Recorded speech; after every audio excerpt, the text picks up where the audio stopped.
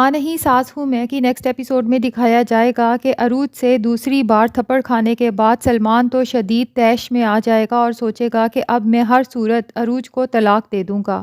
لیکن ادریس صاحب اسے کول ڈاؤن کرنے کی کوشش کریں گے اور کہیں گے کہ اگر ابھی ہم عروج کو اپنی زندگی سے نکال دیتے ہیں تو اس کا مطلب یہ ہے کہ ہم اس تمام پراپرٹی اور کاروبار سے ہاتھ دھو بیٹھتے ہیں، اس لیے ابھی طلاق دینے کا مت سوچو، پہلے یہ سوچو کہ یہ پراپرٹی کس طرح سے اپنے نام کروانی ہے۔ اور ماسٹر شعیب کو بھی جب پتہ چلتا ہے کہ عروج نے سلمان کے منہ پر تھپڑ مارا ہے تو وہ اسے کہتے ہیں کہ یہ تم نے اچھا نہیں کیا، اس نے مجھے دھکا دیا کوئی بات نہیں، لیکن تمہیں اس کے منہ پر تھپڑ نہیں مارنا چاہیے تھا، وہ تمہارا شوہر ہے اور تم اس کے ساتھ گھر بسانا بھی چاہتی ہو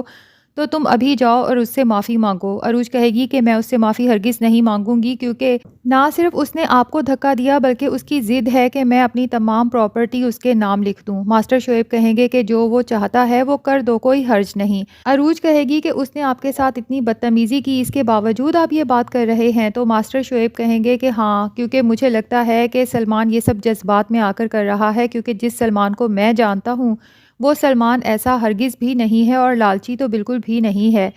شاید ابھی اس کا غصہ ہے، جیسے ہی اس کا غصہ اترے گا تو وہ تم سے پھر سے پیار کرنے لگے گا۔ تو ناظرین، دیکھنا یہ ہے کہ کیا عروج ماسٹر شعیب کی باتوں میں آ کر یہ غلط فیصلہ کر لے گی اور اس کے بعد اپنی تمام چیزوں سے ہاتھ دھو بیٹھے گی، یا پھر وہ سمجھداری کا مظاہرہ کرے گی اور سلمان جیسے لالچی اور خود غرض انسان کو خود ہی اپنی زندگی سے نکال باہر پھینکے گی۔ یہ سب پتہ چلے گا ہمیں آنے والی ایپیسوڈز میں۔ اگر آپ اس ڈرامے سے اپڈیٹڈ رہنا چاہتے ہیں تو ہمارے channel Urdu T V dramas کو سبسکرائب کر لیں۔